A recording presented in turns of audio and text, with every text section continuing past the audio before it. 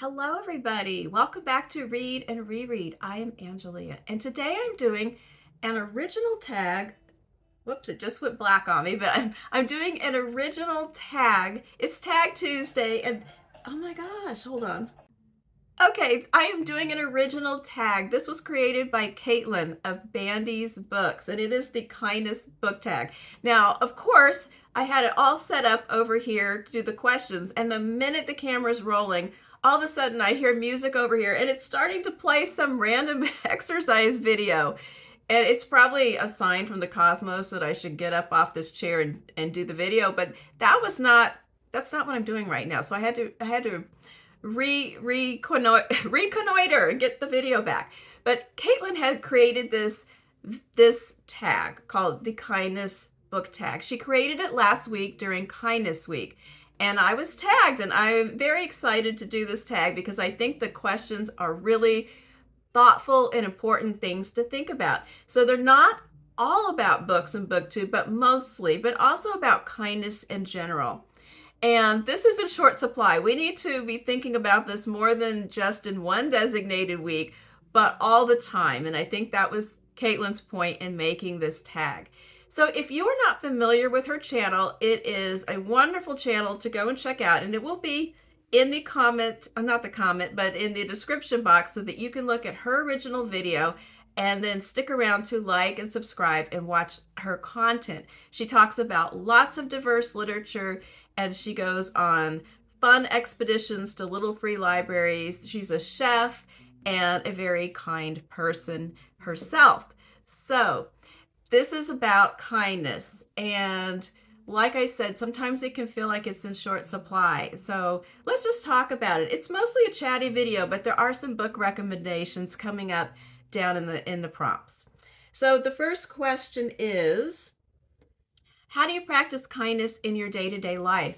So I racked and racked my brains because I'm a mean old thing. No, not really, but I was thinking about different kinds of kindness, and something that I think that is timely to talk about is, I guess we could call this kindness in public or customer service kindness, because here it is coming to this time of year when things can get kind of hot and spicy when you are out and about. Maybe you're at Starbucks, or you're at a grocery store, or you're at Target, or you're Christmas shopping, or whatever you're doing, and there is an assortment of people all around you, and sometimes things are just kind of going sideways. I was at Target the other day, and first of all, this was a good week and a half ago, so it was smack dab in between Halloween and Thanksgiving, but the Christmas stuff was in full swing. There were store employees putting stuff out. And I think that the mood, I don't know, people got excited or something, because I heard more meltdowns going on. Kids were screaming. There were children lying in the floor. There was, harassed parents trying to get through the store, and the lines were really long. I mean, people had their carts all piled up. They went over the top by the mere appearance of the Christmas items. And I was just hit with this wave of gratitude because I'm retired, people. I could walk out right now and come back on another day. I can take my time. Nobody's waiting for me to pick them up at school. I don't have to go to work the next day. So I thought, okay, I feel kind of a little guilty, but I feel really chill. So I don't have to add to this atmosphere of stress that might be building up in this store. So, it is not the cashier's fault that the line is long. It is not the person in the return thing's fault that the online Target people sent you the wrong stuff. So don't take out your frustrations on the person right in front of you, I guess is the point. I'm not saying that you do this, but I'm saying in general, and I can remember this, that we can all kind of try to bring down, just chill out this mood. Just I feel like a lot of times I'm in line, and then when I get up to my turn, the person is apologizing. Oh, I'm sorry you had to wait. Sorry it's taking so long. Sorry about what just happened. And I just want to tell them, don't be sorry. Take your time. I'm not in a hurry. Use me as a cover to just kind of go slow for a few minutes and just chillax this whole thing. So that I'm trying to always remember to be kind and kind of emanate some chill when I'm out in public. And lately I had to deal with a lot of customer service that went on and over and over and repetitive on the phone and an email. And again, remembering that whoever I'm talking to is not the one that created the problem. And even if it is, people screw up, and just to give them some grace, remain courteous. You can be courteous while being firm and persistent and eventually get to the end of your problem. I talked to one lady so many times on the phone. I mentioned this the other day, but we finally got to the end of the problem of the missing medical records. And she called me up. I mean, this is somebody at a medical office, a professional. And I answered the phone. She's like, hey, girl, guess what just came in the mail? So, I have this new friend at the health clinic. And I live in South Texas. So that's how that turned out.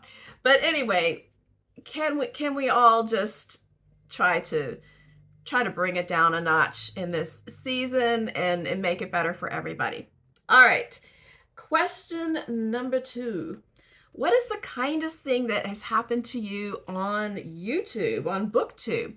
Well, so many, people are kind every single day. I get so many warm remarks. I get so many people that they respond to not only my video at hand, but tell me just something nice about what they like about my channel. And it really is uplifting. So it happens all the time. But something that I remember from very early on, and now I'm kind of embarrassed because I didn't really understand that it was a big deal when it happened. And I probably didn't respond largely enough. But when I was brand new and I'd only done like 2 or 3 videos, I got this really kind shout out. God, I can't pronounce words today. I got a really kind shout out from Greg at SupposedlyFun. And he mentioned my channel and that he enjoyed it, and asked people to check it out and subscribe. And so I woke up one morning and I had just a handful of subscribers, and all of a sudden it had like doubled, and I thought, oh my gosh, what happened? And I was so new and so green. I didn't know anything about the algorithm. I didn't know I didn't know that anybody would ever see my channel except a few friends and family. I thought I was just entertaining myself, and what else would happen? I just didn't know. But that was just so kind and so helpful getting me started. And I didn't understand how shout outs and tagging people work. So I am sure that I did not respond correctly. I know that I said thank you in my next video, but I don't think I tagged, or I didn't even know what I was doing. So in hindsight, I think I probably blew it on acknowledging that shout out. So sorry, Greg, if I flubbed that one up, but I've been forever grateful. He's still one of my all-time favorite channels. All right, the next one is, who, in your opinion, is one of the kindest booktubers out there? Oh my gosh, this is the one that I got stuck in my tracks when I saw these questions about kind booktubers, because I don't fraternize with the unkind. If I am subscribed to you and I watch your channel and I comment on your channel, I already think that you are a kind booktuber. Otherwise, I wouldn't stick around, because I'm not here for, catty people. So that's really hard. The question only asks for one, but how could we do such a thing? So here's a few that popped into my mind. These kind of, I think, double as who I'm tagging. If you weren't already tagged, anybody mentioned in this video is who I'm tagging. Kristen at Enter the Book, Kelly at Books I'm Not Reading, and Marilyn at Marilyn Maya Mendoza. All those people are impeccably kind, thoughtful. I forgot one I wanted to mention. Lindy's Magpie Reads. Those people jump into my mind as they just, their videos make me feel good when I watch them. It's more than just the book content, but their personalities and the warmth that they emanate just really kind of soothe my soul. So that's who I'm going to mention today. So and they'll all be in the description box. So if you are not familiar with any of those channels, you have a treat in store. Okay, the next two questions kind of go together, because we have, what is a book that's reminded you to be more kind? And can you think of a fiction book that focuses on themes of kindness? So let me move this. Somehow, as usual, I got a little stack ready and then I screwed it up. So I'm going to combine those questions together, because I have 4 books that I think all of them remind me to be more kind, or think about issues like, what can I do to extend kindness, reminding me and everyone else that there's more to somebody than what you see. And if you are persistently kind and open, something wonderful might happen. So here are the 4 books that I want to mention. I have Foster by Claire Keegan. A lot of people are familiar with this book, but in case you have not yet read it, it is a small but shining jewel of a novella about a young Irish girl who goes and spends a summer with some relatives, an aunt and uncle. She is from a family that has a ton of kids and another new baby on the way. The dad drinks pretty heavily. She's not, I wouldn't say that she is an abused child, but she is somewhat neglected in just the scramble to keep food on the table, and her father's kind of unreliability.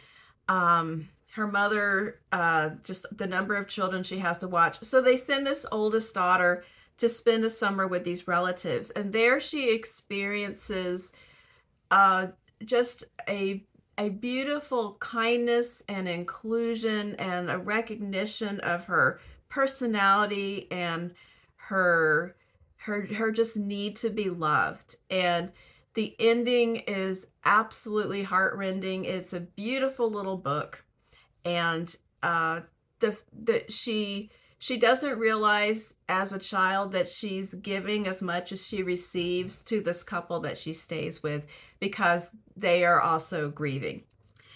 The next one is a book that not only is it a book with themes of kindness and themes of kind of, it's never too late to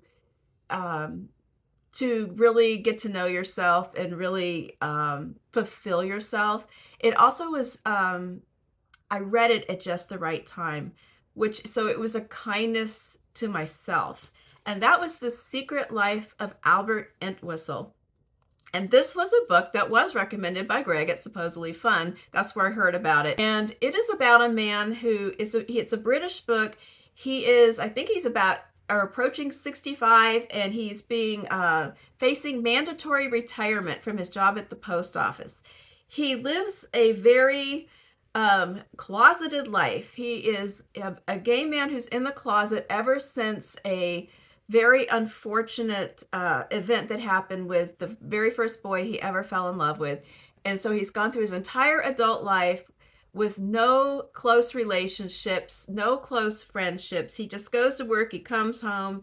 He did live with his mother, she's passed on. He has a cat, and it's just, and he's if you asked anyone that he worked with, they would just say, oh, he's just an old grump and nobody really knows him, and he's no fun.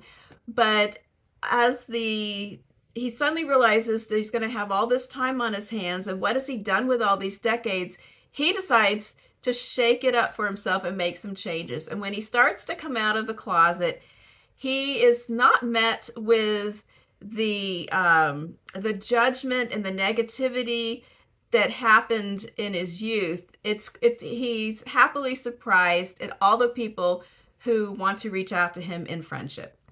And there's also a quest to find somebody from the past. And this book came to me at just the right time because I read it about 1 year ago. And the occasion was I was going to visit my parents. And this was the first of several trips that I made over the past year to visit my mom and my stepdad. And my mother has dementia. And the trip when I was reading this book was the first trip that I went to see them since we became very aware that this was occurring and progressing. So it was a difficult trip. I needed kind of a feel good or an uplifting book, but I'm not like a cozy kind of reader. So I needed a good book, but not a negative book, and something that would sustain me. So it's kind of thick. It was just right. It was a hopeful book, and so the timing and the story itself really went together for me on a stressful trip. And that's become a little personal tradition of mine whenever I go on this visit, to go and visit and help out as I can, to pick something that's going to kind of nurture me as well. The last time I went, I read The Stromness Dinner, which also was a really good book for that kind of mood. All right, the next one that I read actually a couple of years ago, but I thought of it when I thought of books that explore themes of kindness and people deciding they could address a situation one way or they could go a different way. And that was Anxious People by Fredrik Backman. This is an author that I don't read widely. I've read a couple of his books, and he walks a fine line between I guess uplifting and sentimental, but he just manages to have enough edge and enough grit in the story to keep me from going, oh my gosh, So it worked out just right. And I also saw the show. I think it was on Netflix, but it was what are we? Are we Swedish? I think it's Swedish. But they kind of changed it up, but it was a pretty good adaptation. But it is a story about, I have to be careful how I explain it because the way it's presented in segments has surprises in it. But somebody attempts to rob a bank, and then they run and hide in and they end up accidentally blundering into an open house at an apartment. And there's a whole bunch of people in the apartment, and they run in there and they hold up, and so it becomes kind of a hostage situation, but not exactly. And so we have the various people that are in the apartment, the perpetrator, and a father and son pair of police officers that are trying to negotiate the situation. And there's serious stuff, there's humorous stuff, there are surprises. But overall, it just kind of has a lot to say about kindness, extending grace, second chances, lost connections, found connections. So it falls into that realm of books I want to mention in this video. And then the last one is one that I have not read yet. And normally I would not recommend a book that I haven't not yet read, but based on its description and things that I have heard a couple of people say about it, whose opinions I trust, I will share an upcoming book that I think will also exemplify kindness, and that's Leonard and Hungry Paul by Ronan Hession. And the reason why I feel that this is going to fall, I mean, the blurb here says, a disarming novel that asks a simple question, can gentle people change the world? And this is the first novel from an Irish musician who's written some other novels as well. But the description is that there are two single 30-something men who still live with their folks and who are nice. They take care of their parents. They play board games together. They like to read. They take satisfaction from their work. They are resolutely kind, and they realize that none of this is considered normal. So the vibe of that description just feels right, and it feels like it fits this theme. So those are the books. How do you think that you can make BookTube a kinder place, both individually and as a community? Individually, I'm trying to get back to looking for, and Kaitlin mentioned this too, like looking for new BookTubers. And there's a question coming down below about shouting out newer BookTubers.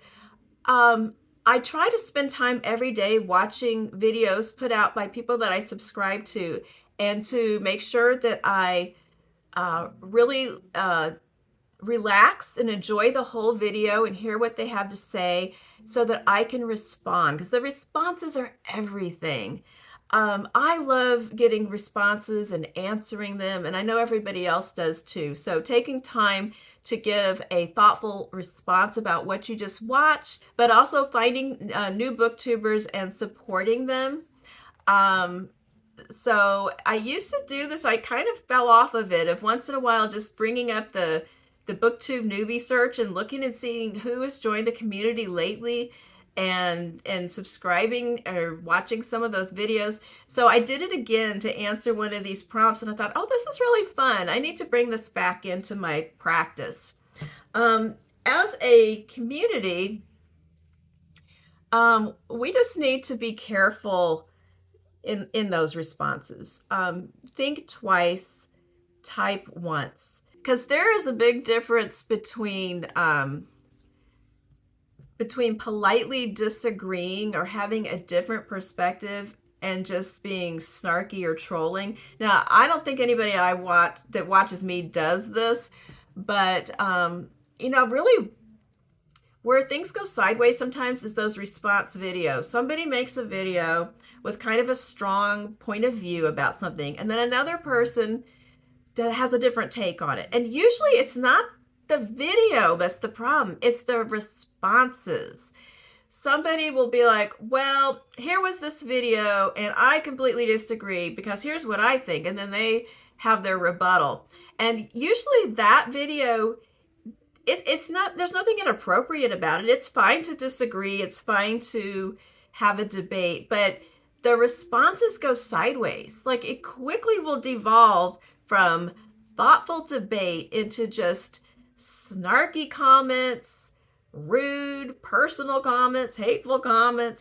I don't know what goes wrong sometimes in those, but I'm scared to ever do a response video because of stuff that happens in the comments.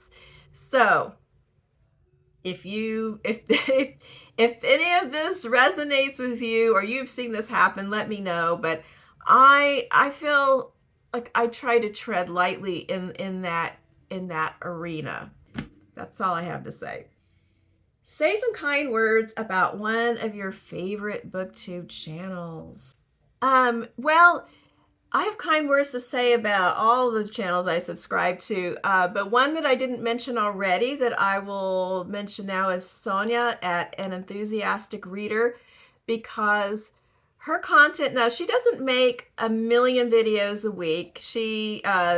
It's kind of sporadic. Like, she might do one once a week, or sometimes a couple weeks might go by. She makes one when she feels like she has something to say. So it might be a wrap-up of recent reading. It might be something in more depth about a book that she read, and sometimes she does a tag.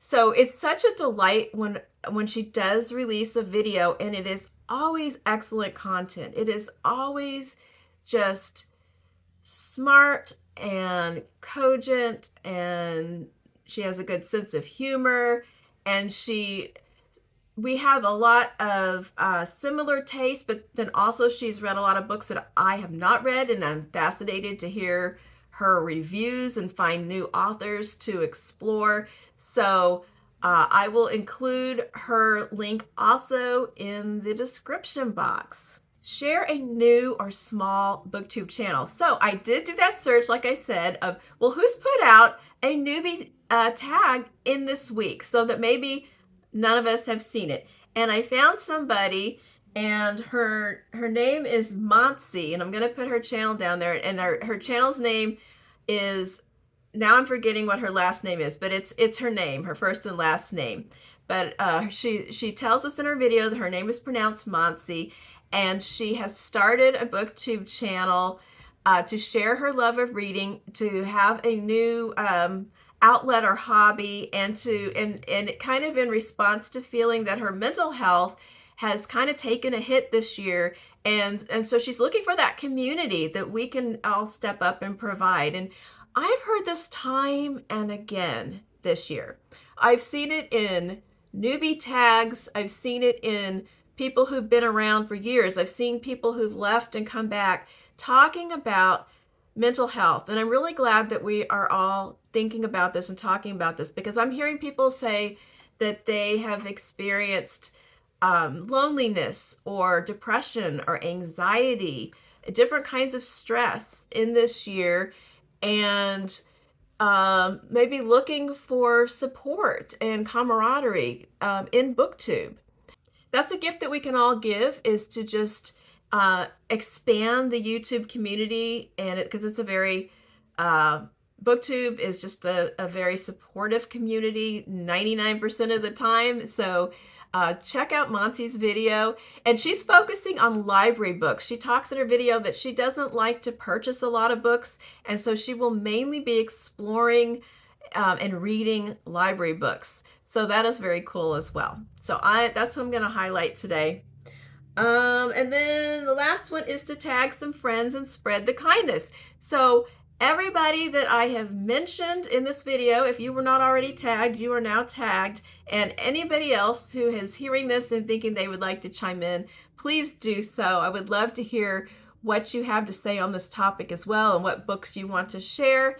So for that, on that note, I'm going to check out, because I feel like this has gotten kind of long. And I will be back on Friday. I will not be doing Friday reads because I'll be out of town, but I am going to put a book haul in there in its spot for your viewing pleasure. So have a great day and a great week. If you're celebrating Thanksgiving, have a wonderful get-together. And if not, just have an excellent reading week. And I will see you soon. Bye.